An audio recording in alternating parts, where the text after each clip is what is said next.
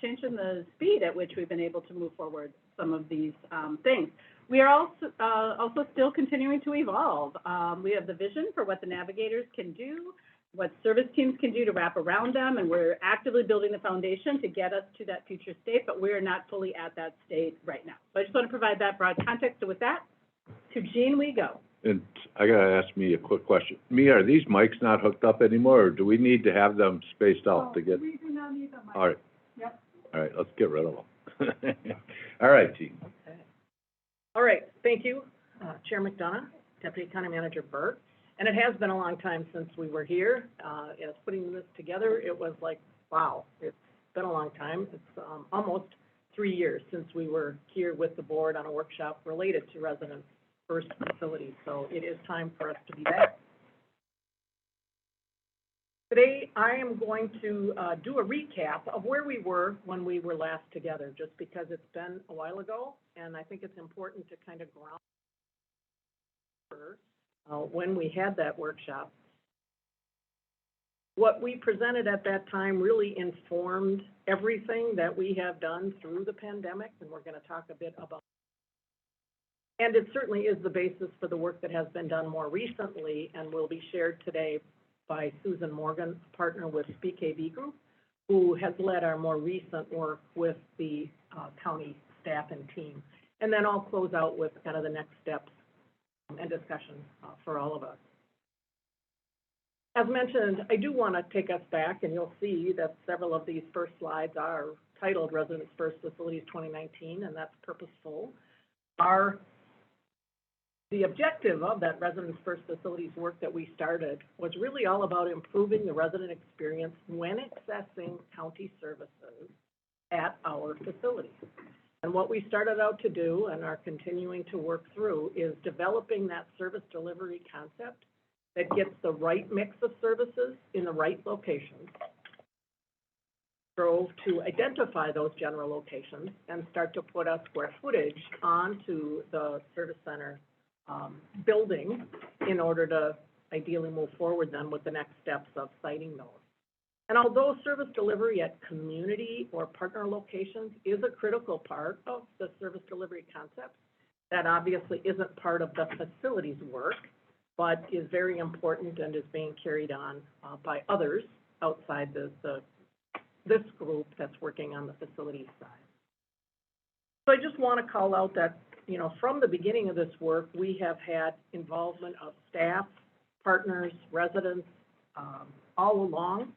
And those on the department side designated with an asterisk here have been part of the advisory working group previously, and several of them continuing in the more recent work. The stakeholders, as listed here, have been involved in various ways through specific conversations or surveys, et cetera, but we continue to engage others as we move forward with this work. So a little busy on this slide, but you might recall it when we last had the board workshop. We shared the approach that we had used at that time, where the team had done a deep dive into the questions you see here on the right. First, we addressed the question of what services and programs county staff were delivering to residents. And you may recall we found that there were 194 different programs, services being delivered, and something like 1,900 employees that were in one way or another involved in that service delivery.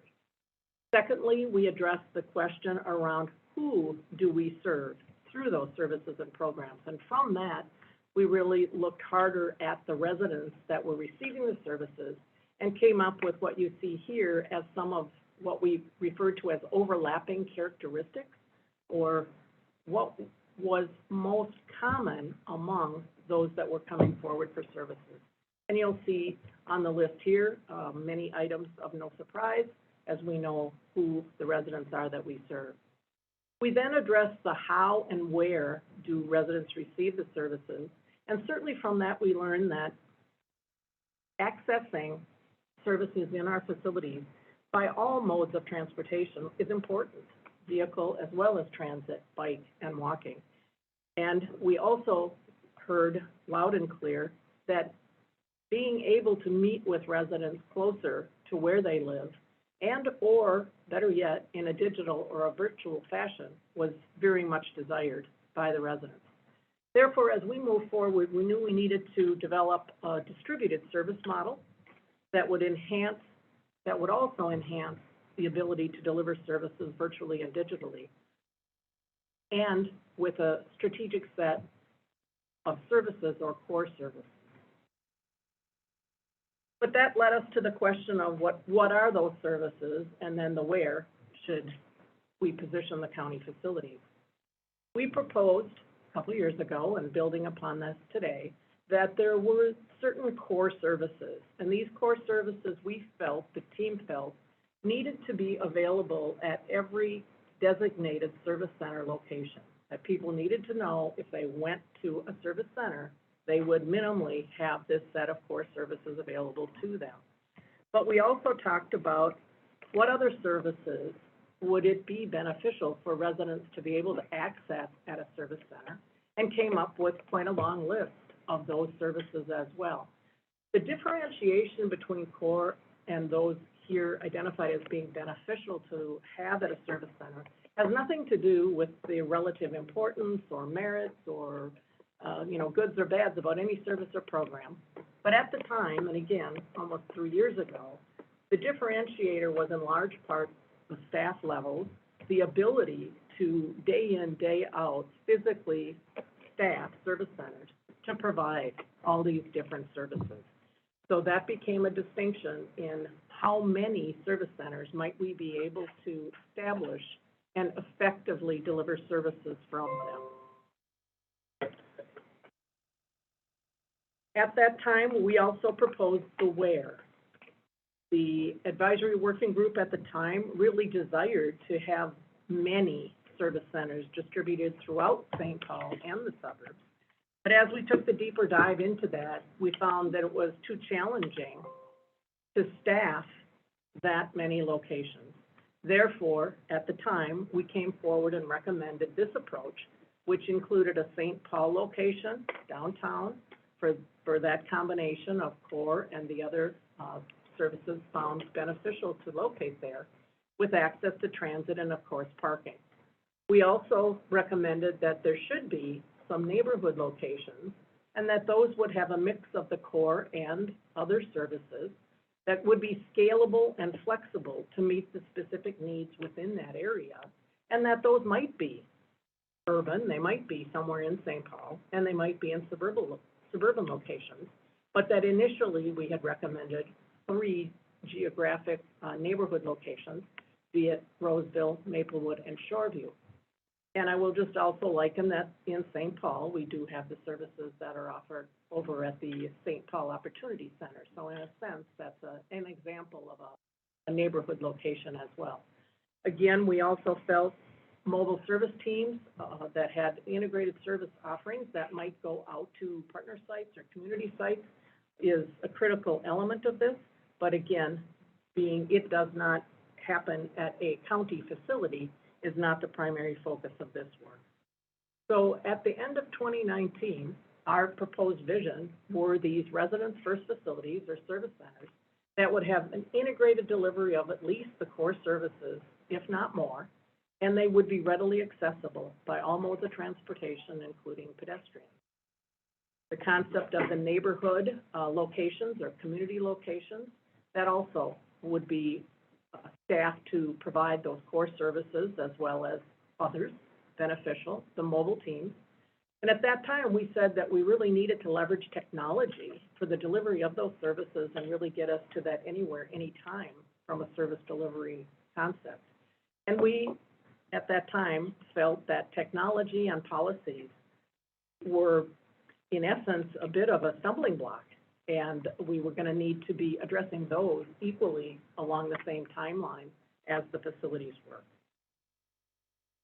That's where we were at the end of 2019, and we then locked into the calendar into 2020, and we're poised to continue the work when, as we all know, we were thrust into a new world with the pandemic. I do think it's important for us to talk through this a little bit, and in this case, particularly from the facility side of it, because we've gone through several iterations through the pandemic, and each one of those has informed us and given us lessons learned that we continue to build into the ongoing work related to the Residents First facilities work.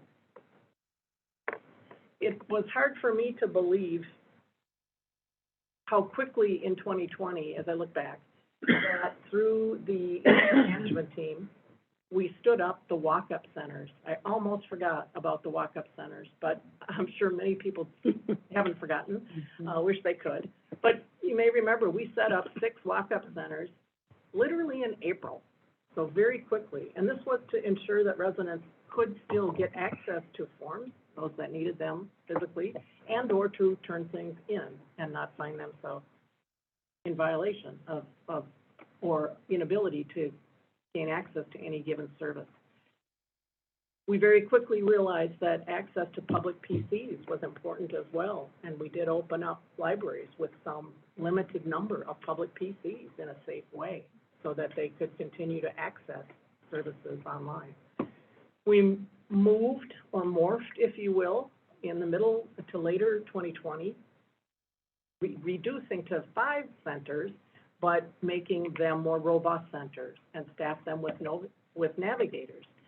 About that same time is when we were able to establish our new advisory group, which you'll hear more about today, and continue our work in the Resident First Facilities arena. Throughout that time frame, also, the team and the county staff overall learned a lot from communities through the equity action circles, through town halls, through surveys, from that engagement with navigators. And all of that has been used to feed and forward us in this work that we're continuing. In 2021, we moved to the 3 service centers and 2 career labs. I should note Workforce Solutions was included in these 2020 service centers as well. In 2022, when we thought we would just be continuing on our, if you will, normal, if there is a normal timeline related to Residents First facilities, we had the decision to move the service center out of the East Building and into Metro Square. And in lightning speed, we moved that operation thinking it was temporary, but after the successes that it showed being located at Metro Square, we then made the decision to keep it at Metro Square, but we also knew that the space it was temporarily moved into was not large enough, and we moved forward with the planning to expand that center, and that you'll hear more about next week as we look to the relocation of the service center within Metro Square. We can't really talk about the pandemic without the impact on technology. As I said, we knew technology 2.5, 3 years ago was not an enabler.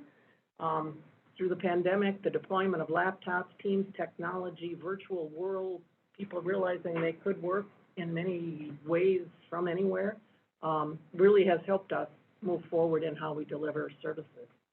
Policies and procedures had to change. Obviously, enterprise administrative services creation and their role in navigators and the customer service reps is huge, right? That's really that person you see when you get through that right front door is there now to greet and provide direction and coming in. Policies, procedures, tools, again, were a gap, and here we are now with a robust, flexible workplace policy, and people realizing, managers realizing, employees, that it is very possible to deliver services, work from many or any locations. As I mentioned, we did establish this new advisory group that has worked with us in 2021 and 2022. I think rather than read everyone's name here, I do want to point out that there have been representatives on this team from all the service teams. Not just a one service team, it's not just a 2 or 3 or 4 department initiative. It involves people from many departments and all the service teams. I just want to give my thanks to the members who have been on this group all along. It has been interesting. We set this team up early in the pandemic I think when none of us were as comfortable working from Teams or Zoom and having meetings of 10 or 12 people. But I appreciate their patience, their persistence, and also their willingness to commit the time and effort. We had homework that they had to do, and they did. And they really did think outside the box and bring the new ideas and the new learnings through COVID and the service centers to this group. And their input is what has made this work possible. With that, I want to turn it over to Susan Morgan with us from BKV Group to share the work of the recent advisory group that her and her team have led, and take it away from there. Welcome. Thank you very much. Glad to be here. We've spoken pretty generally here about the history of the process. What I'll be sharing unfolds the dialogue that we've had with the advisory group and what we're really working towards, which is transitioning the abstract understanding of into actually some very defined quantitative space program recommendations so that the county can continue to plan ahead for how this becomes. And so with that, I'll say we'll look for questions maybe at the end because it might be useful for me to be able to provide some context to any. As we move along, I think what's useful today is, even working with the advisory group, we have honed our assumptions, our goals, and objectives. In these first few slides, these may be areas where you folks have some insight and can provide either some refinement for us in language or some additional, because these concepts form the basis of the statement. So as Jean had mentioned, the project goals and vision are focused on improving the residents' experience when accessing county services at county facilities. This is, yes, a residents-first and resident-centered approach. Again, with us, what we're looking to do is to provide space programming recommendations. So that is the type of spaces, the size, and the quantity of spaces that are necessary for this new type and evolving type of service center. We understand that these may be used and applied to some existing facilities. We also know that they may be informing selection and propositions for new facilities and new sites. It's critically important for us that in this residents-first approach, as we go back to that slide that Jean had shared, we know that the residents who are most in need have it's really critically important that we're providing racial equity in service delivery and actually eliminate a barrier to access to resources. There's a component of experience to this, which is the idea that we want to embody the one county, one door approach so that the quality and the nature of your experience is the same wherever, and that you're able to access that full breadth of county resources. A couple more pieces. I may not read off of all of the points here. It is critically important that we're providing recommendations for how this work might be. Conversation about the need for a downtown central location, growth into future neighborhood locations. We know that might happen over time, so we're providing information that allows you to plan ahead in that sense. I don't think that you folks could have planned this any more perfectly, which is to say you initiated the residents-first approach and the residents-first facilities pre-pandemic. That meant that our work in the dialogue of space planning was happening in parallel with the lessons that we were learning. Who we were as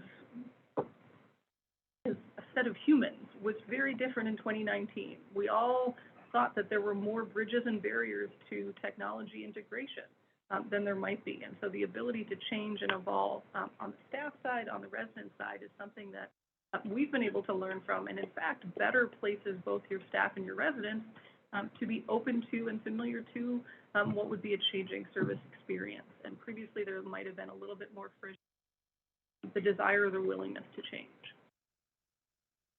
Really critically here, and I think you'll see this on another slide, we've had great conversations. Our advisory group, and we have members here today, right, have helped us really frame this as thinking of the service centers as being interactional and experiential rather than transactional. That's a fundamental difference. That's like the change in a 20th century library to a 21st century library. Just imagine that difference between queuing up at a tiny little counter versus if you've been to Metro Square, the idea that you and your staff can have a conversation, meaningfully interact about your issues and your needs. So that's foundational as we think about this as a facility. We asked the advisory group to consider that moving forward, there is no one service center type or experience. That your resident, when they open those doors, when they walk through those doors, that interaction could be varied. It could be an in-person, face-to-face dialogue. We have a breadth of technology from phones to digital conferencing and otherwise, though, that it means that in the moment, even if a staff member may not be at that facility, you have a chance real time to connect with a core beneficial service member staff. That we provide that through a phone or a video meeting, and that flexibility that you have as departments for your staff to be at various locations.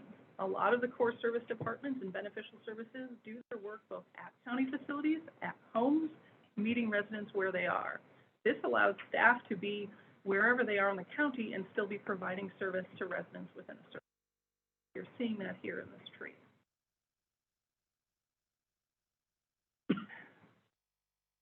As part of work like this, on the one hand, this is residents first. So we started from the left-hand.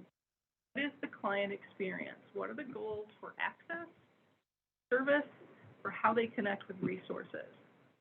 We considered all of these aspects as we were starting to form the attributes and aspects of the physical facilities that we're looking for. At the same time, what allows us to have a resident first experience is to ensure that we're sufficiently supporting staff and departments in executing their work and their collaboration, providing them with the resources that they need to do their best work to provide that highest level of residents first delivery. And so you're seeing in some ways there's some complementary elements on both sides, this notion of location being critical for both. But then there are some distinctions, which is, as we look at a client experience, we're intimately focused on the notion of the point of service. Where are you engaging with another person or connecting with that form or having a video conference? On the side of county staff, do you have access to the resources and the files that you need? Do you have the privacy and the safety and the security that are either necessary or legally required for the work that you're and at the heart of both of these is making sure that there's the opportunity to connect to other county resources. So we've set a little bit of a foundation here. We'd like to share with you our project approach. And as with any project, what we seek to do is to bring together the breadth of information possible so that we're able to provide and develop objective recommendations. So in that case, we started from the work of 2019 and the goals and objectives that were established. We had the fortune of being able to visit your existing service delivery centers just under the wire pre-pandemic, so we were able to see a little bit of what those flows and volumes were at each of those facilities. We wanted to consider what's happening elsewhere, right? The whole world is changing. Areas in the U.S. that are exploring. And it's important to know that just because something is happening somewhere else doesn't mean it is right for here. And so really critically important to make sure we're going to a best fit for Ramsey County residents and staff. As Jean noted, a critical component was engaging the departments. For us as an architecture and engineering firm, we are versed in leaders that know the work that they're doing. They know how they want and need to connect with residents. They understand their capacity for change and collaboration. So we invested a lot of time in dialogue, active dialogue with each of the groups. And we went back and forth, considering those perspectives. And I have to say, you have great leaders because a lot of folks on the advisory easily came at this from the resident side, as much as they were also advocating for staff. And then with all of the talk, all of the words, we have to get to a point where we're turning that into quantitative information.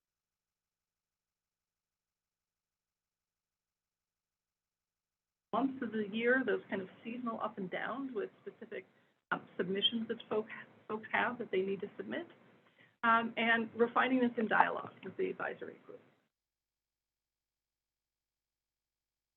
This is, I think, probably the most critical page, I might say.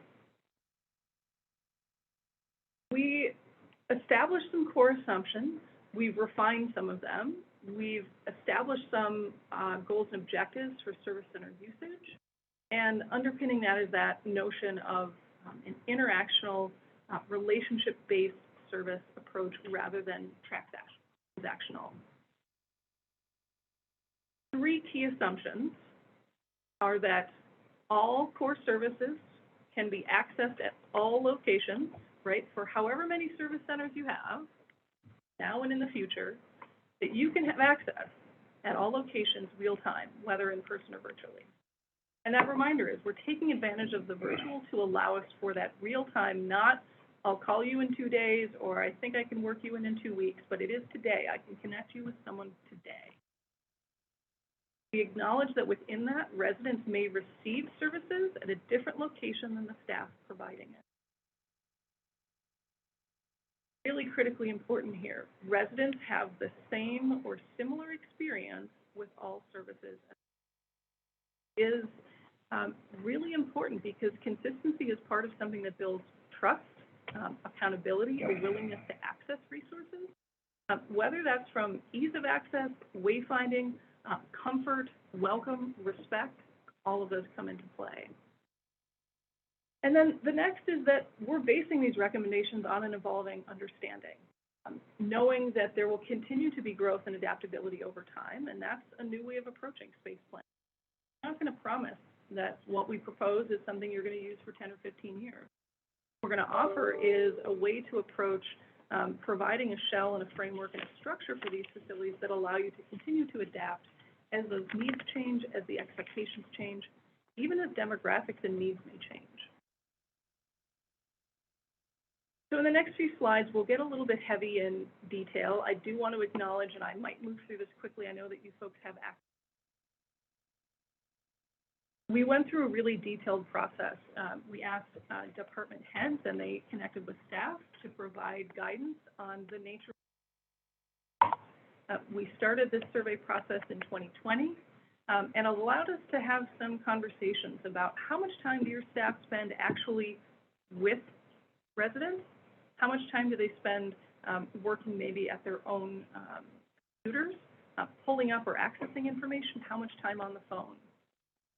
So you're seeing here, and this was kind of one example, that the daily interactions vary by department.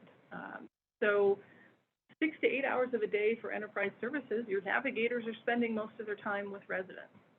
Social services, a pretty high amount of time with residents. On the low end, it might vary, both total time, but also time and interaction. So public health might have shorter cycles of touch points or a lower overall time per day with residents. Workforce solutions focus on training and specific events, and so there's a different balance there. So you're seeing how we began to translate this in. Yeah, just a clarifying question. So you're saying on that previous slide, Yes. that Veteran Services only works with community 0 to 2 hours a day?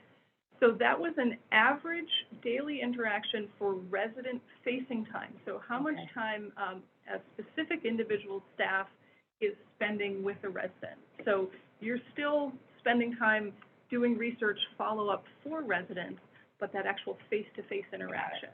Yeah. Is there any difference? Is there any meaning to the color other than to distinguish the different levels of No, interaction? just as a distinguishing. I will note again, these are from 2020, so some of this has evolved and we're continuing to circle back in this information. This next slide is a little more packed with information. On the top, your columns relate to the kind of total hours in a service day, 2, 4, 6, and 8. We're looking at each of your core service departments and understanding for specific roles how much of their time, in this case, the example here is usage of a private meeting room. And I'll give an example here, which is when we started our conversation, we're moving people from the idea of connecting with residents across a service counter. Our first step was to say, well, what if that happens in a private meeting room? And for instance, East had a number of private meeting rooms that were used. Well, what we know now, what we've moved on from, is actually the private meeting workstations are a more effective way. A little bit easier in and out for turnover and cycling between appointments. Also allows a little bit more flexibility and offers different levels of safety. And so this starts to be an analog. Some of the higher use of private meeting rooms is something here that in 2022, we've actually transitioned into an understanding of the. But what you're seeing here is, for instance, with a guidance counselor, you might be spending about 4 hours a day, specifically working within a private meeting room, meeting residents or working in between sessions. For something like social services or public health house calls, a lower amount of time spent in that space. And we did this for each of the space types that we have looked at. So our work has balanced an understanding of the space types, kind of the where and the how of service delivery, but also engaged the conversation about the who. So with the dialogue about staff, roles, titles, usage, we reached a point of being able to identify which both departments, but then also roles and titles, are regularly staffed at service centers. There's a real core focus of financial assistance services.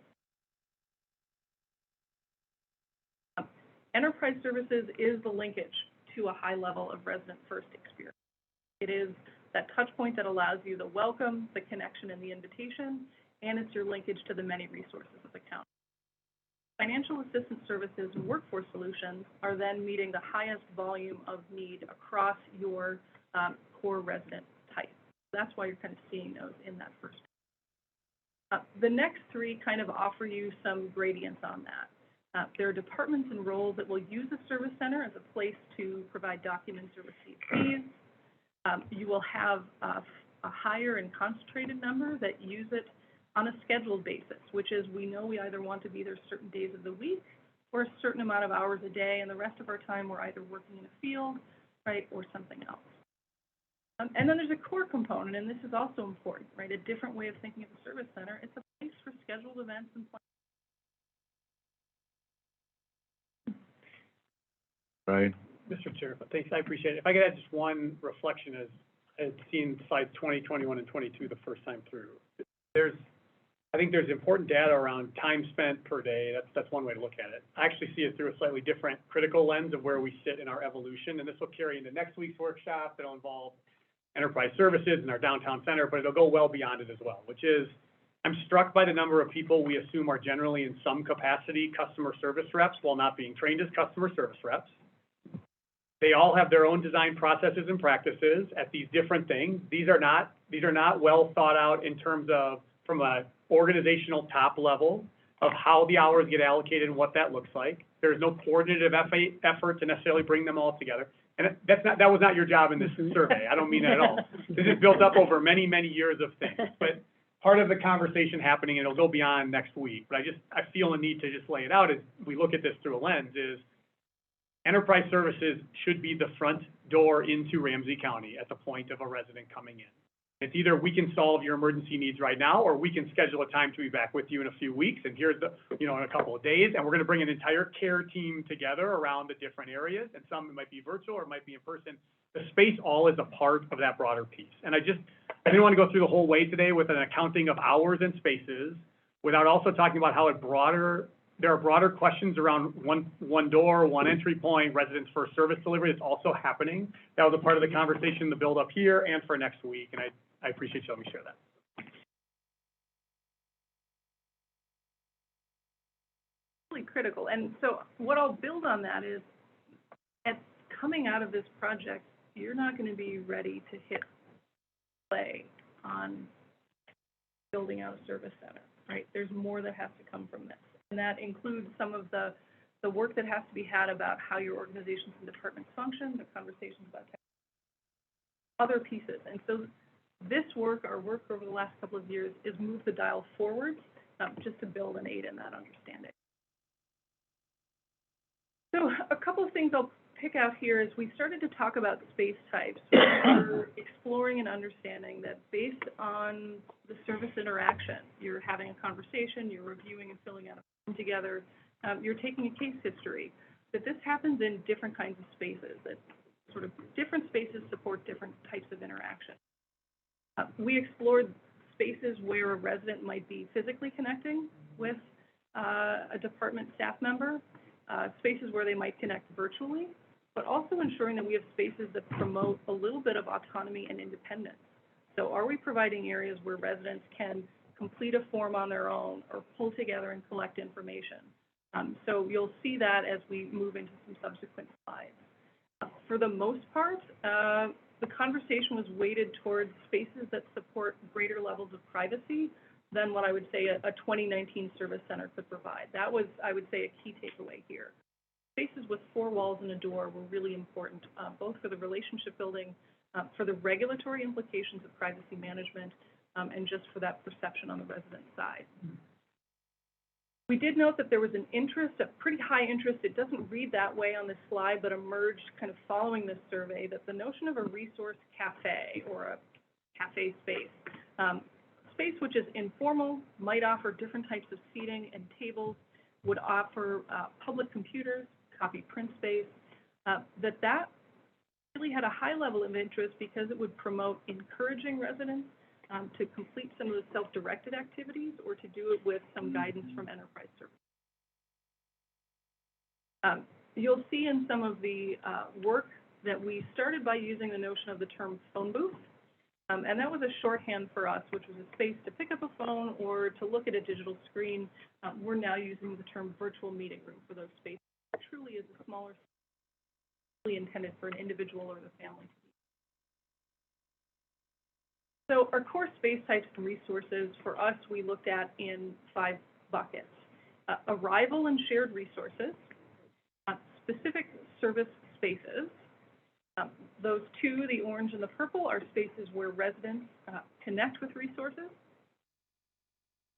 Then there's support for your facilities. You need a back-of-house workspace. This is both for the staff who are kind of on duty or staff who are in the field providing services and either connect with residents or use it because it's a useful place in between their other sessions during the day. And then additional things such as general building support and the benefit and the value of some critical outdoor spaces as well. We sought to use imagery to support an understanding of these space types. So we could give it a name, a welcome desk or a phone booth, which found the images were useful to establish a common language of the expectation of spaces. So when we say a waiting room, you'll see there that image is not one chair linked together like another from an airport, but it's a space that allows families or groups to connect, spaces that allow you to sit up, maybe sit for longer or sit for less time, right? Some variation. You'll see here also we introduced something called an info kiosk. That would be the equivalent of, is it technology that might have a touch screen, either that a resident can use navigator, or it could be a computer and screen setup. And then a couple of other pieces of, as I'm kind of noting here, that private meeting room could look like the standard conference room that we're all used to, table facing a screen. It also could be a little bit more informal, as you're seeing. The kind of furniture could support different types of actions, but still provide that visual and acoustic privacy, which is valuable. So again, I'll lean a little bit towards, and this is just the foundation of our work. We did a little bit of the nuts and bolts here, which was looking at which departments enroll staff full-time, which use work on a scheduled basis, those that might use these spaces by appointment. And here we're using the icons to kind of bridge between the imagery of the space types and those space uses. And so we did this exhaustive cataloging to start, and this is a piece I haven't brought up yet. One of the underpinnings here was, and you spoke about this earlier, right? We're looking at different ways of service delivery. Previously, there was a great division between one department, one role, what they do, how they connect. And we were leading the advisory group in a consideration of how space isn't owned in a future service center. It's not this amount is for FAS or this amount is for social services, but that if we actually look at how much one group uses the space versus another, you can actually reduce how much space you need to have because you're really providing it based on a needs-based versus an ownership. So this also extended to considerations like drop-in use of workspaces, particularly as we looked at those departments such as which would use the service center as a beneficial facility, but really secondary, primarily provide service. So where we came to, and we like to use diagrams in different ways, is the understanding that there would be, as you have today and you're continuing to, a primary downtown service center. Again, as we come back to those core assumptions, you would have direct physical access, and we're using language carefully here, to core services. So someone is there for you to access core services in. For beneficial services, this would vary by department. You might have in-person scheduled points during the week or because you but you would also have real-time phone and video access, right? That's that, anytime, any access. It is still beneficial in our dialogues, we understand, to ensure that the service centers are distributed throughout the neighborhood. Service will be beneficial. It's beneficial for staff, it's beneficial for residents. The number here is not intended to indicate a number, but merely a notion of multiple. Really critically to allow people to meet people where they are. As of our last touch point with the advisory group, our recommendation is that navigators and CSAs are at a neighborhood service center on a daily basis. Core and beneficial services would be scheduled or per appointment, and that's in consideration with the number of staff that the department has, their capacity to staff multiple locations, and the complexities of coordinating that access and presence. Again, what we'd be hinging on is that the facilities would have the technology to allow you to pick up a phone, to pick up a digital meeting, and connect real time to staff wherever they might be.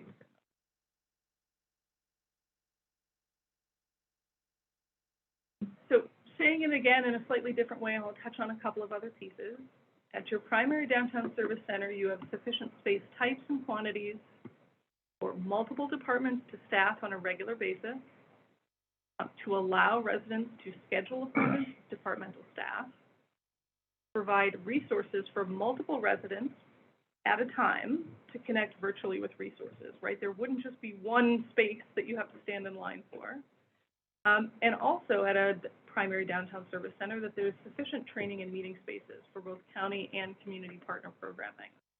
Arise through our programming efforts, you have community partners who want to bring their services and resources to residents and would like to be able to do so within a county resource. Distinction within the neighborhood service centers is that, one of them is that you might have a flexible use space for smaller or medium-sized programming. You're not going to have a 200-person at all of your neighborhood service centers. As you look at how these work together, one of them might be a little larger, one might be a little smaller, but you're actually seeing kind of 1, 2, and 3, the same thing applies.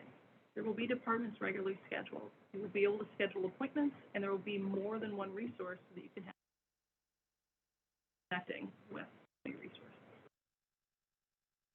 So how does this turn into numbers for us? At a primary downtown service center, from our cycles of analysis and refinement with the advisory group, we're looking at 65 to 78 service points for simultaneous use. I say that very specifically, right? Because what we're trying to understand is what is your capacity at any one moment? So that includes your welcome and check-in desk, where you might have a CSA. It includes the info kiosk, where you might be speaking with the navigator. Then you might be going to the open private meeting workstation where you're connecting with FAS. Really importantly, what we also want to promote, and I should have mentioned this, is that notion that your residents who are among this core group, they use more than one resource. So how can actually the facilities support residents accessing the multiple resources? So that idea that a resident might actually be in a private meeting room for an hour, but they might actually have staff that come in rotation. You might spend 15, then you might spend a half an hour with someone from social services. But that's the county staff supporting the resident's experience. We've looked at this notion of waiting seats. For us, that's about 66 to 72. And for us, that also includes this notion, we're using the term independent action, right? So that's the idea that you might have, so that you as a resident might actually be continuing to access resources. Staff members, thank you. Providing a 15-seat career center and a 30-seat large meeting room. It's too soon for us to show you a floor plan. That wouldn't be appropriate at this time. This diagram, though, is something that allows us to consider the nature of operations. So again, the resident is accessing both the orange and the purple spaces. As we look at this, that red dashed line becomes important because you might close down your primary service area, let's say at 5 o'clock, but you might have a career services or a work solution activity, or maybe even the library's coming in for tax season using your large multi-purpose room. You could still use the waiting room, access your restrooms, and have that happening with a line of security separating those two parts.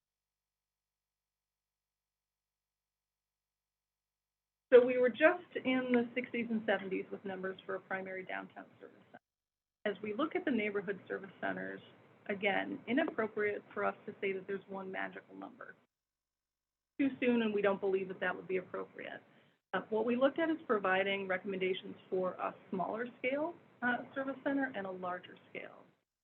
So that would take you from 20 service points for simultaneous service, so that's about 1/3 of the downtown service center, to maybe 12 points. And again, these numbers might flow. I think continuing to learn from piloting will be important. What you're seeing on the right-hand side is that is still providing the many space types that allow you those different service interactions and privacy. What does that look like as a diagram? It's smaller, it's tinier. In this case, we might actually, and a way to think about this is, what if you inserted into a strip mall? You might actually have a storefront service center. In that case, your space of service delivery is one and the same with your resident support spaces and your shared resources. We might actually look at making recommendations where furnishings move 15-person training or meeting event. So here we are as a close. We thank you for your time. Giving this a little bit of context, coming back to this, our goal is to provide quality spaces designed for both near and long-term flexibility and adaptability, and that's the difference between what can change day to day and what you change here, with a focus on the resident experience. Mm-hmm. Numbers-wise, how does this play out? Well, your current service centers, Metro Square, started at about 5,100 square feet, is now about 13,000. So we're still at a place where we're recommending a larger primary downtown service center. That's understanding and awareness. The volumes and flow of traffic that you had, and again, I'll use the pre-pandemic, you have residents who need access to resources. It is still beneficial for many residents because of transit access and otherwise for that to be available downtown. Now, is that a number that gets tuned in future conversations? Absolutely. You're seeing some comparable numbers here in the high and the low range of the neighborhood service center. Again, that continues to be part of the conversations about service delivery conversations.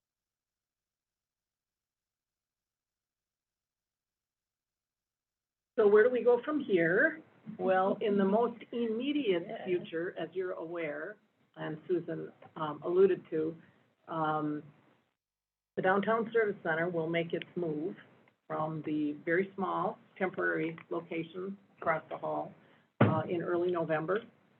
But as Susan said, we do not view that as the long-term center to provide all the services that we believe should be available in the downtown service center. And so that takes us in the future to another iteration. Like we're calling, going across the hall is 2.0, and then maybe we're on to 3.0.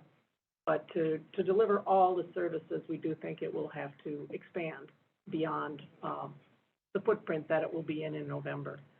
Also, as you are aware, because of the renovations to the Maplewood Library facility that will be coming in, we are searching for a small temporary location to house service center, workforce, and some library programming during the time of that renovation. So those are the two more immediate actions that are. Beyond that, obviously, we'll continue to work with the advisory group and continue to work on the program for, again, the next iteration of downtown, and really looking harder at the two suburban locations, right? What are the services we want to put there? I don't think anyone would disagree that the Maplewood and Roseville footprints today defined as service center are extremely too small. And how are we going to improve that? We will continue to work with enterprise services and as a part of the Residents First overall initiative, where they're embarking upon a resident experience design initiative to really further engage the resident in how they want to experience the services again at our facilities. So we'll be linking with them as that work continues. And that is how we will continue our resident and community engagement. That one, suburban 2 locations that we have, again, suspecting that we may need to look to either somehow expand them, or will the right answer prove to be to find alternate locations, and that would require a site search. Ultimately, if there are different locations for the 2 current service centers, design, construct those, but also be looking at and attempting to answer that question about and where else. Certainly, as I mentioned earlier, the group over the years has certainly felt like we need more neighborhood centers. Where should those be, and what services, and exactly location that they should be in. So we will continue to work with the advisory group on that. We are going to be opening county staff drop-in centers in Arden Hills and Plato yet this year. That will allow staff that is mobile or perhaps just needs to come in between service centers or between making visits out to neighborhoods and, for example, use a scanner or use a printer, et cetera. We will have official county employee drop-in centers in those 2 locations opening up. We will be working diligently on the plan to relocate the staff from the East Building to Metro Square. We have the Minnesota Deed tenant leased at Metro Square, whose lease, excuse me, will be ending early next year. And our plan is then to renovate the building and create the, if you will, department or staff space for the departments currently at East Kellogg into Metro Square. So that work will be continuing. Obviously, as we are able to finalize the programs and the budgets for these various projects, we will be back with the board. All right, thank you. Thank you.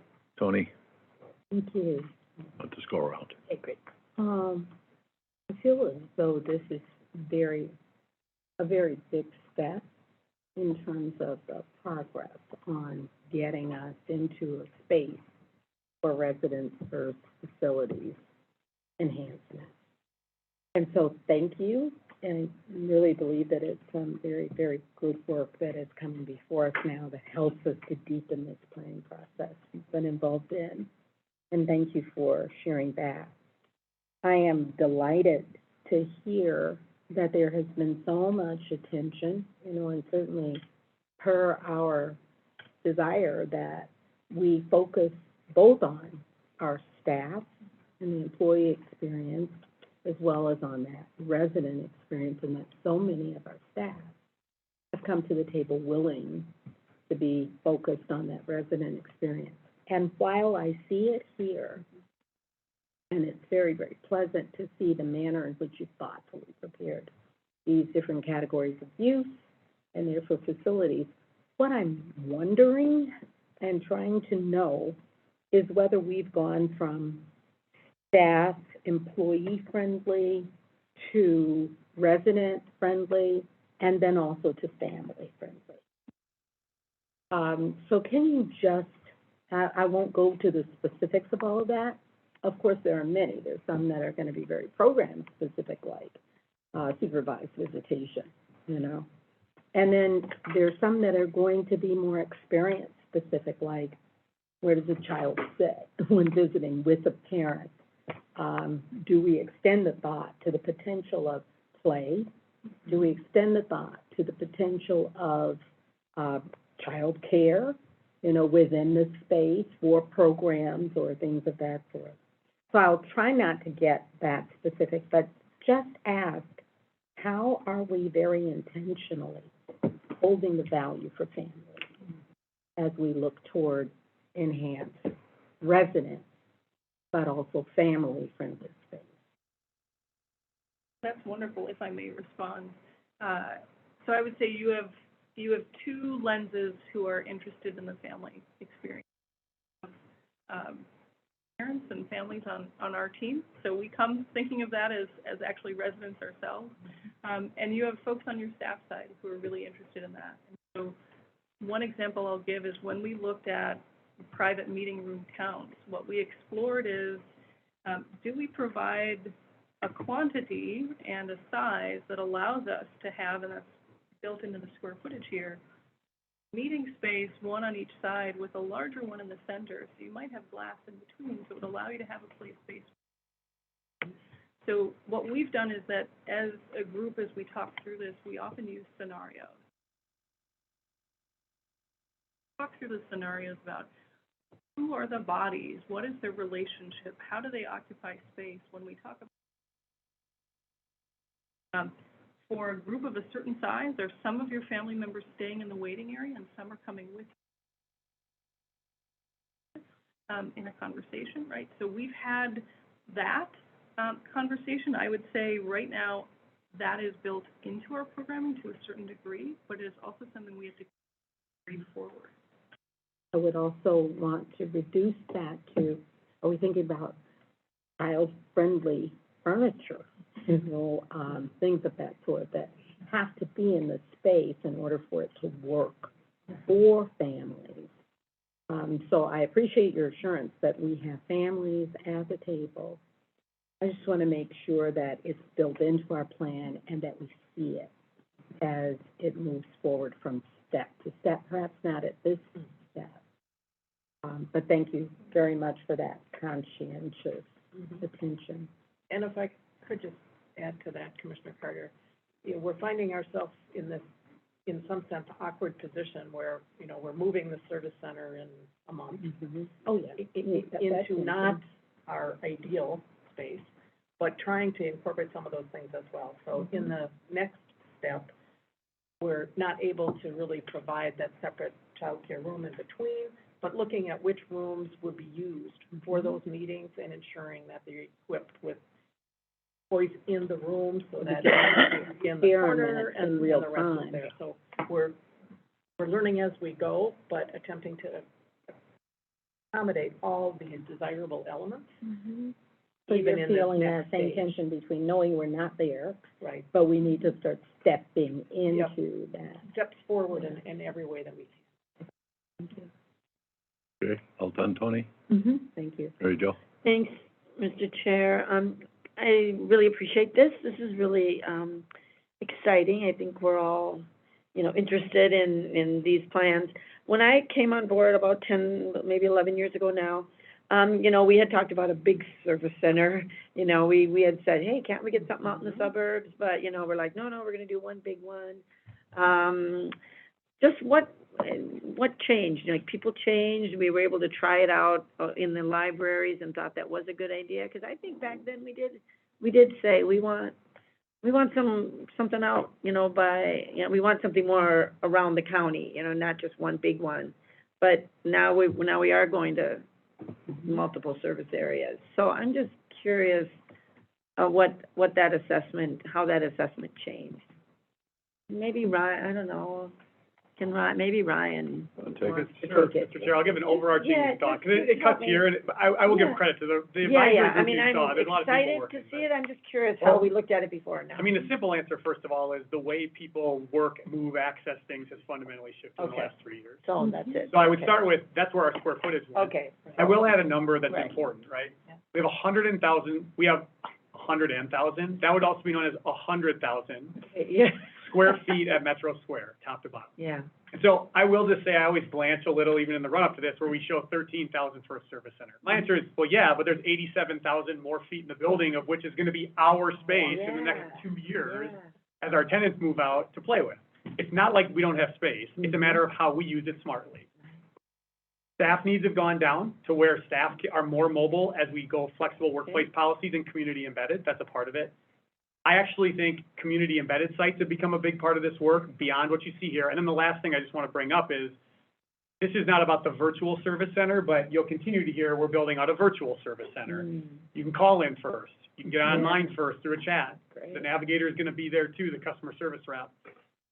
People continue to tell us through their smartphones, through their FAS applications, for example, they don't want to have to come in for some of this stuff. Right. And so what we need to do is be more acute at wrapping care around someone, I've had to use hospital terms, when they come in. But the idea of you need to walk into this giant place to start it might not be the same. Thanks. I mean, I could have imagined that, and it just feels right. It wasn't all that long ago that we were envisioning something else, and so obviously, things have really changed, and I'm grateful that we're going along with it. I mean, that we're really addressing where people are at. So I appreciate that. So thank you. Thank you, Mr. Chair. Nicole? Yeah. I'll just, so my first thought is in terms of suburban locations, major freeways really are dividers. And I think Mounds View and New Brighton, should be a consideration. Not only because 35W really becomes a divider from them accessing things on the other. That's where I see my highest concentrations of need in my district. I mean, it'd be great for there to be one in Shoreview, but don't really have the demand there that we have in Mounds View. And you've got one in Maplewood, so that's the other side of 35E. Yeah, right. You've got one in Roseville, Right. south of 694, but really consider Mounds View, New Brighton. Share with you there. Right? I thought you might. It's a great idea. I wanna, you know, as much as we can, whether it's a permanent space or just mobile locations where we can partner with local government. You know, New Brighton and Shoreview both have quite large community centers. Mounds View is looking at their community center and municipal square footage. There are opportunities there. And even if it's not a permanent space in there, but to have mobile outreach there, or even, you know, being where people are, I think is important. So things like we have the Shoreview's Farmers Market every Tuesday, letting people know that this exists, that this is an option for them, that they don't have to go downtown to do something, because even just going to Roseville is significantly closer than going downtown. And I think YMCA's can be another option there, so local nonprofits. It's triggered by thinking about childcare options. Like, if Shoreview has a drop-in childcare center for their gym, maybe there could be a partnership would actually $dollars an hour for care. Maybe that's something the county could cover and get childcare in there. That might be a nice contract relationship with the city, and it has a similar option. So rather than us building things, let's leverage what already exists in partners that may already want to work with us on something like this as much as possible. And then just a personal note, and sorry, Kathy, I didn't preview this, but I had to go to Vital Records a few weeks ago, and that was a really miserable space, and the service was terrible, and I was embarrassed to be there as a commissioner. A lady's like, well, you just need to take a number. I'm like, well, there aren't any numbers. And she's like, no, there are numbers there. I took a picture. There were not any numbers to take. And like, there was no one at the counter. I stood there for 10 minutes, like, what is even happening here? And there are kids sitting there crying, and that's something that folks need for, I mean, I was dropping off my sister's marriage license. It wasn't, and she was just being really paranoid and didn't want to mail it. But one, if we could drop that off some other place, it'd be nice not to have to drive down there. But also, you know, that's, people need birth certificates and marriage licenses and whatnot in order to apply for a lot of those financial assistance services, and assuming we have systems set up, but that's a service that would be really nice to have. And I know, you know, we have other property management things and looking at that building in particular, but thinking through that piece as well, if there can be, how does that fit in with that maybe sooner rather than. Okay, thank you, Nicole. Raphael? Well, first of all, good work. I think this is a refresher for me and creating a framework, which is different from the last time we met. So now I get a sense of direction you're going. I think it's a work in progress. I'm not gonna, you've got so many variables up there. I'm gonna wait to see it as this evolves. And what are your barriers to implementing some, and we might have to move in a different direction. But I'd like, you know, it gives me a nice picture of how you're heading and how you envision moving ahead. That's accolades from Commissioner Ortega. I'm just interpreting for you.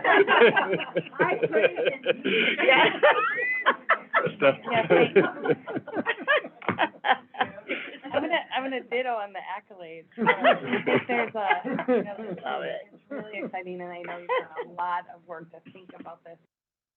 So, and my mind immediately goes to, like, what's the next step? Because some of the pictures and places that are all really cool to be are gonna require some real human behavior changes from our staff and employees. And Ryan alluded to this a little bit earlier, but, you know, like the Apple Store model or the AT&T store model with, you know, kind of open and someone's there to answer. Every time I go in, I'm totally confused. I don't know who's the employee and who's just waiting in line. Is there a queue? I mean, that's real human behavior changes that we're used to getting in line and going to a counter where it's obvious, or does that mean they're gonna have a uniform? Is there gonna be someone in a red shirt? You know, how do we identify who the employees are?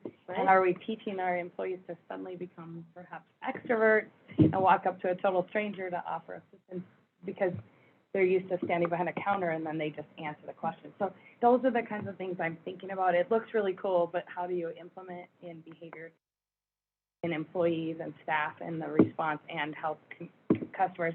The other thing on the digital things, I mean, it's like going through the self-checkout at the grocery store. I'm always the one looking for someone for help because something rings up wrong, you know, and then you're like, you're paralyzed, like, I don't know how to pay for it, I don't know how to use a gift card, and so thinking about that on those self-help stations, if they have technical skills, who's gonna be there quick to, you know, do the override or whatever it needs, you know, because that stuff happens.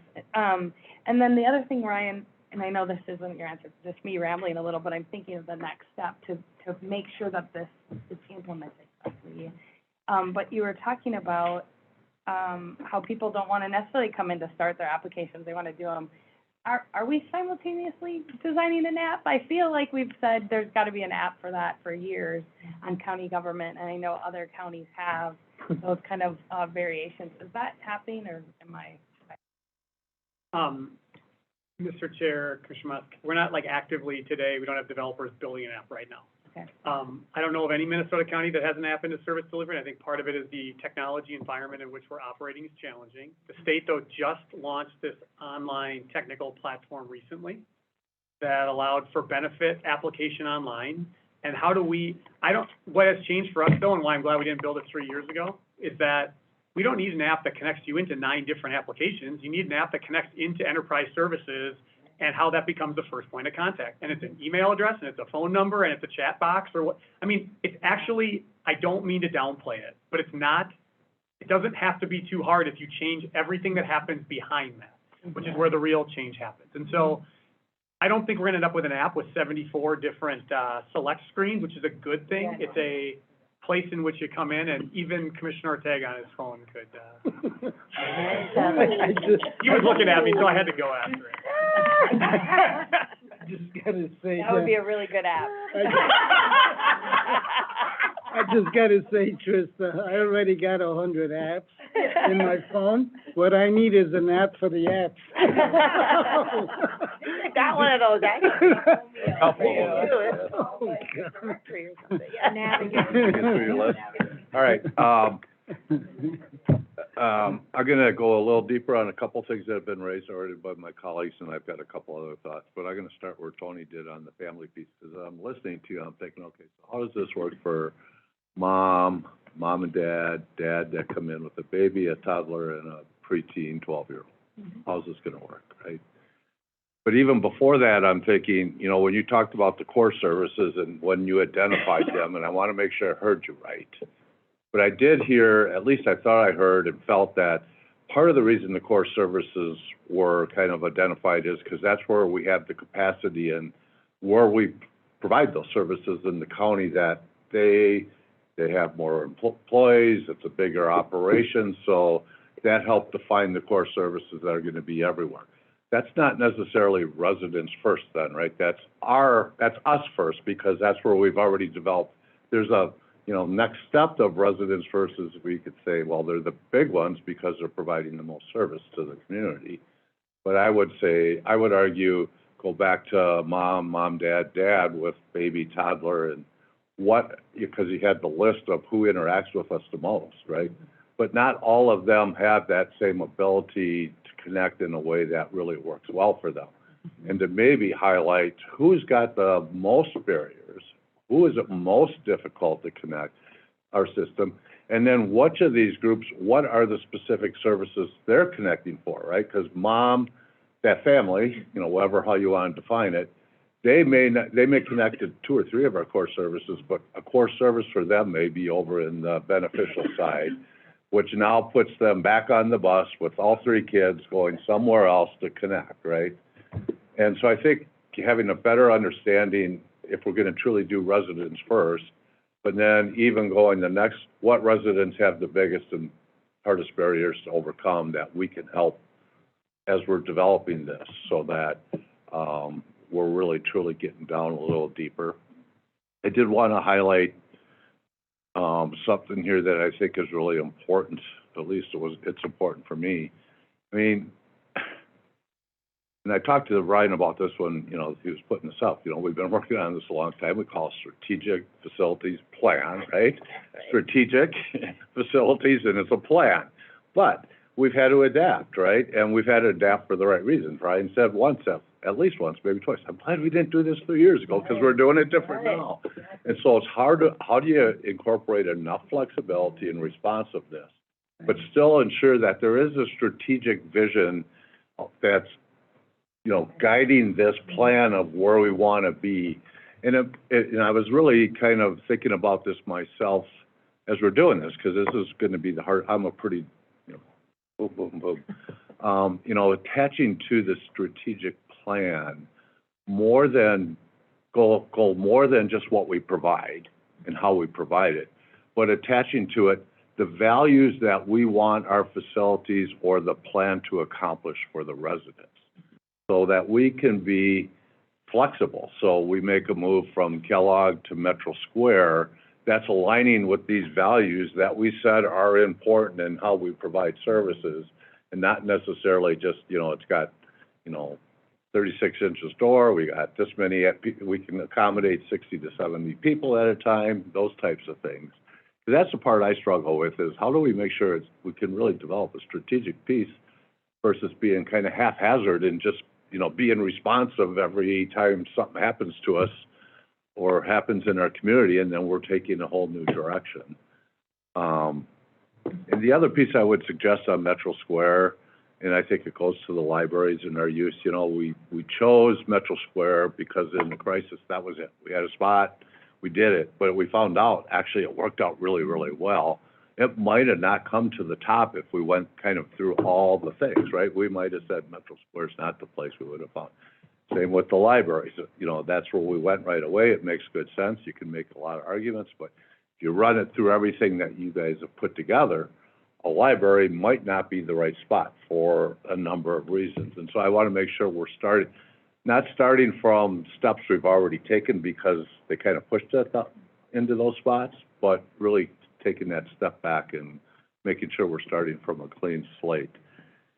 And then I want to go to, you know, Tony brought it up, she recognized it, I think either Nicole or Mary Jo or both of them brought it up.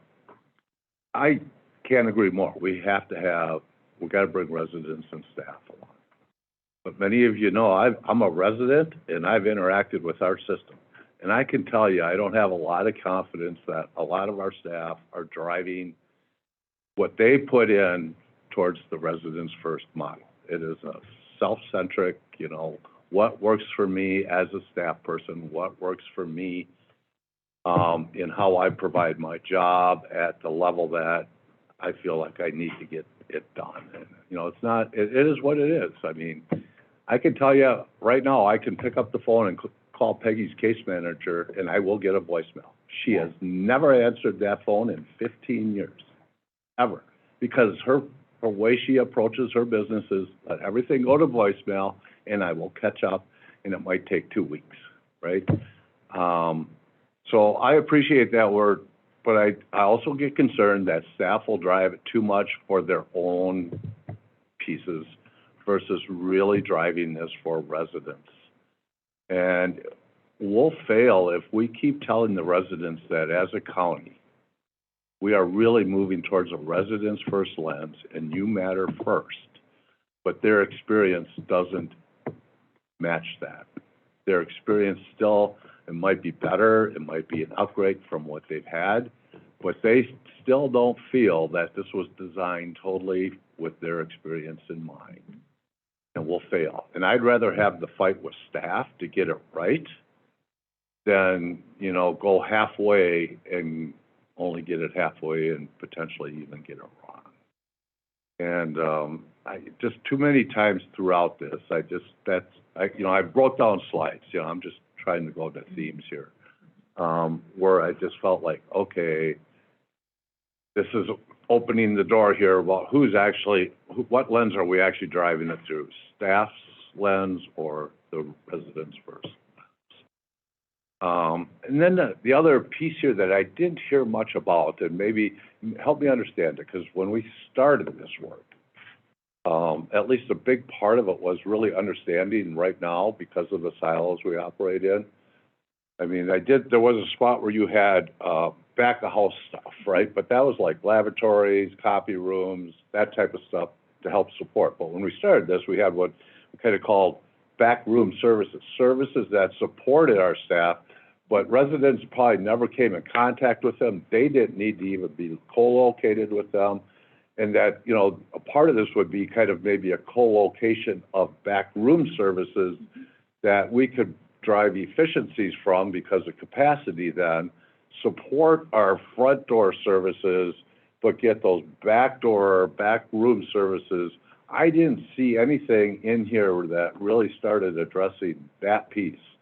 And I was starting to feel we're still building the silo of bringing along the back room services, you know, no matter how we do this, we're not going to have the opportunity of the capacity efficiencies or, you know, the efficiency of, you know what, the location and the facility to really support our back room services will look a lot different than the facility or location that we're looking to support our residents.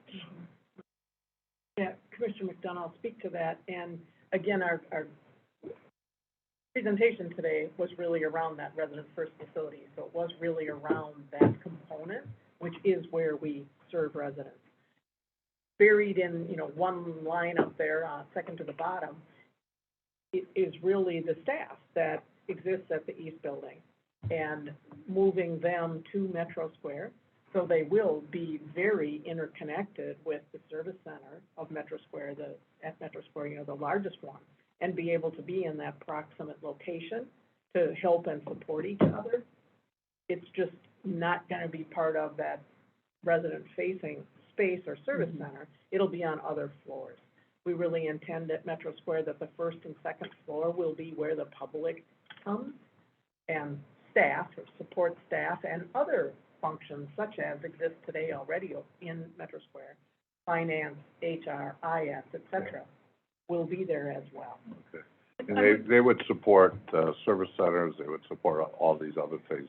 We're not looking to have any of that type of staff support in these service centers, you know, when you talk about, your terminology was back of house.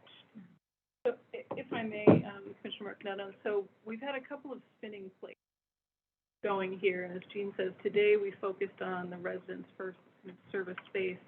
In our back of house on that slide that you noted, we have had conversation with each of the departments about who's providing service, who's managing the staff who provide service, and are there support staff? And so specifically at the larger scale of downtown, that back of house workspace includes space for staff who may only interact with residents on the phone, right? But are supporting folks who are out front, and so that's included.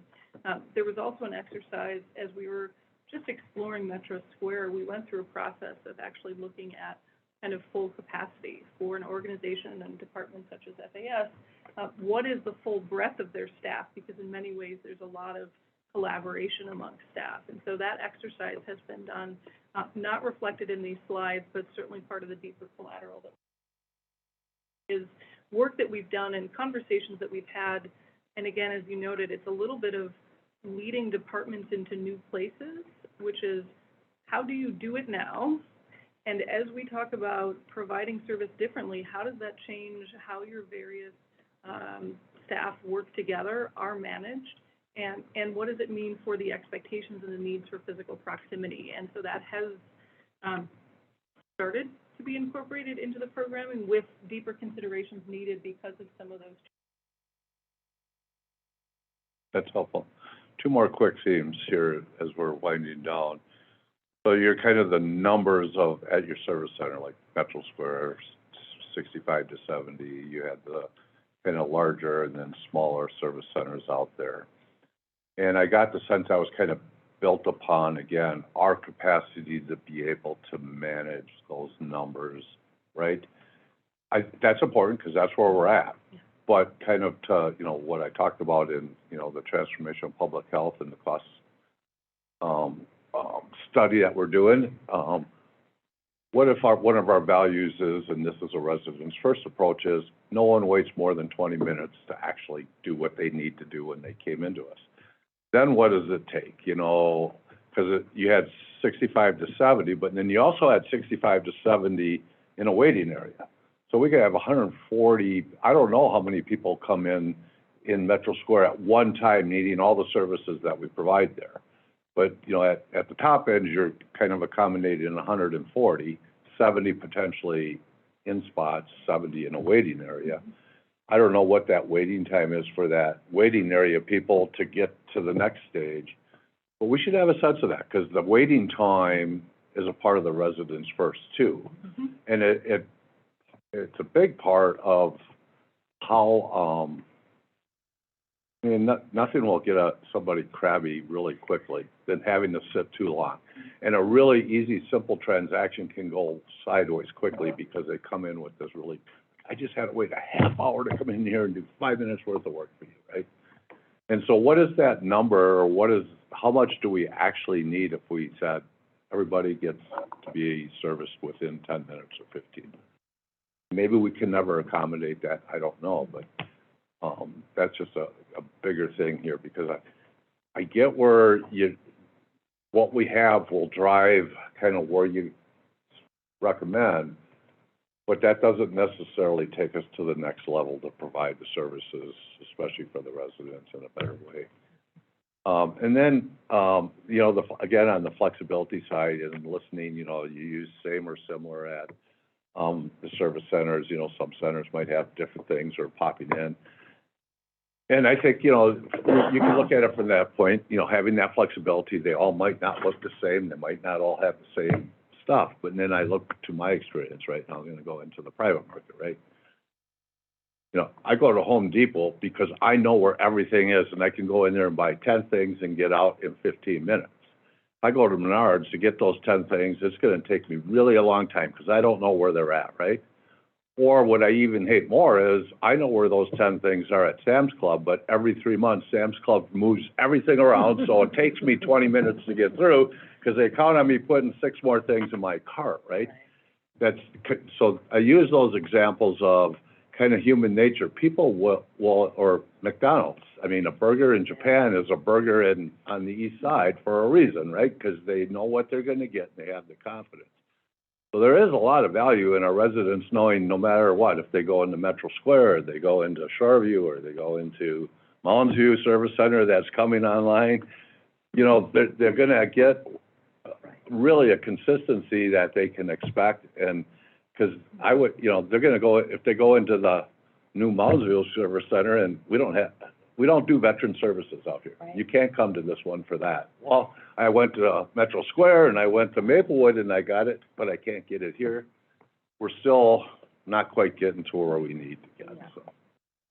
All high-level themes, and please, because I'm with Commissioner Ortega, I could have taken that opportunity just to say, great work, and I'm looking forward to what's coming. But I do have some concerns and red flags for me about what's coming if we don't talk about it early enough. Mr. Chair, if I could, and then I have just a couple final, like, sequencing pieces maybe to share. On that last point, it came up twice in your piece, and I just wanted to mention it. The idea that you would go to a service center and not be able to get a service, have to go somewhere else, is patently out of line with anything we presented today. Whether you would have a veteran services officer present at that moment, whether you choose to schedule a face-to-face at that moment, or whether you have a virtual connect, those are all potential ways you would do it. But the idea that we would point to you ever again and say, go somewhere else for this, we're done with that. I just want to be straight up front. I don't care if there's one person sitting somewhere or there's 200 people in said building. I believe that to be a system-wide customer service failure of the way we've been set up over many, many, many years, right? And so I just want to, that's an important one. Okay, so I just want to briefly kind of stage where we've been. It's always important for me to remember where we were pre-pandemic. We did exactly that everywhere. Go to this building, go to that building, go to that building. We don't do those services anywhere other than one spot. Right. The goal of this is to completely blow that up and to build the idea that once you come in the door, as long as it's an identified service center or a community partner site or a virtual service, I'm going to Karen for making up the words as we go still a little bit. You don't have to ask, does this service get provided here anymore? That question's been answered already. That's the new brand with it. Alongside that is then the culture of service, which I would contend that part of our challenge long-term has been, we have ill-equipped more than 1,500 or 2,000 people to all be identically good at customer service without enabling them with the training to all be good at customer service. Not the only organization that's done that, but this is the one we all work in. So I would argue it would be a lot smarter to have 75 people who are deeply trained in customer service as the tip of the spear and let everybody else do the other important and technical aspects of their job to deliver. And so as we think about that going forward, that's important. We don't need to train a navigator or a customer service rep to be an expert in X, Y, Z, and then 10 more things. It's the interaction at that moment. It's the skills of bringing the people together. How do we get the right people in the room? How do we diffuse? How do we have language capacity? That's really the vision here that we're trying to build out.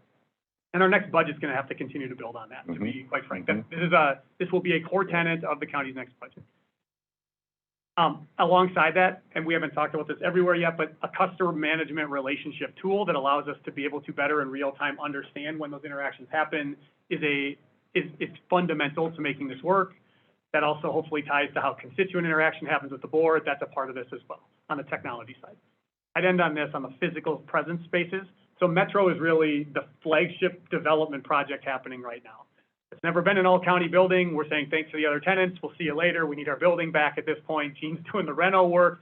Big deal. I think it's going to fundamentally change the way we can come together. We can expand over time. We can adjust in a way that we just never had one county in one building. So right on the heels of that, just in case you didn't hear it earlier, the East Building is no longer going to be needed in the future service delivery. And I would just share for commissioners, after we get everybody out of the East Building as a part of this move, that becomes a development opportunity along the river for downtown. It becomes hopefully a way we can maybe generate some revenue to help fund some of these changes going forward as we think about the future, but we do not see an identified need to continue to hold that in the county portfolio, and we see higher and better use. I appreciate the thumbs up. I thought we were all there, and I just wanted to say it in here one more time. The libraries and suburbs are a learning moment. I will contend that I think Roseville's a good location, just based on the volume of traffic that comes through Roseville already. That's just my view on that. I think Maplewood is a bigger question mark to us based on the traffic to date. And I think the pilot here that Jean and Joanna have laid out, if we're gonna try a more storefront location along White Bear Avenue, I have a bet that I think it's gonna work. And I think we're gonna learn that that might be what our future holds. We're gonna learn a lot here. And I appreciate the way departments came along. And then this culture change piece is gonna be a part of it throughout. So there's a couple of moves happening here in the next couple of years, and hopefully that gives a little bit of tangibility to where we're going. All good stuff. You know, I think you heard it from all of us. Everybody is really appreciative of the work that's gone into this, you know, to get us to here, and really happy about that. You know, it matters to us as it goes forward that we're getting this right.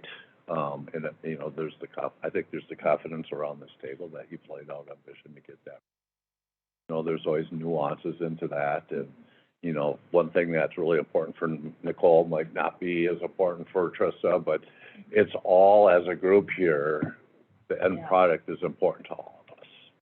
And nothing that's said today should ever be, you know, interpreted as criticism or thoughts that you guys aren't getting right, because you guys are nailing this extremely well. It's been a while here, and I was a little worried about, you know, what this might look like, because, you know, I can remember the day when I first went to Lee, when I was chair of the board, so we should start, we're thinking about what a strategic plan, facilities plan looks like, and he goes like, why? What do we need to do that for? You know, I had to start there and convince him why this was important, right?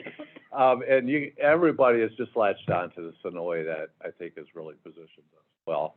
One last comment, I totally agree on the East Building, you know that, we've talked about it for years. But that also means we need to start thinking about what happened to safe space, because they're not a part of this, right? And that's a huge part of what's going on, and I think we need to start thinking about that now, because we need to be ready to move forward on getting that out of our portfolio as quickly as possible. Especially with, I think Tony had 2 thumbs up on it, and Trista had at least 1 thumbs up. So people are excited about that opportunity, but that, I don't want us to miss the importance of working on that piece. We're actively thinking about that, I can assure you. All right, anything else? thumbs, Jim. Anything else?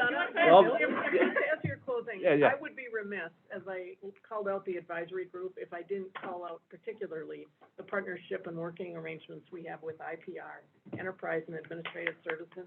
Without that formation, I can tell you we would not be this far, this well, in alignment with the facilities. Thank you. And the service delivery. So I just want to call that out. Thank you. Well done. Yep, well done. We're adjourned. Thank you.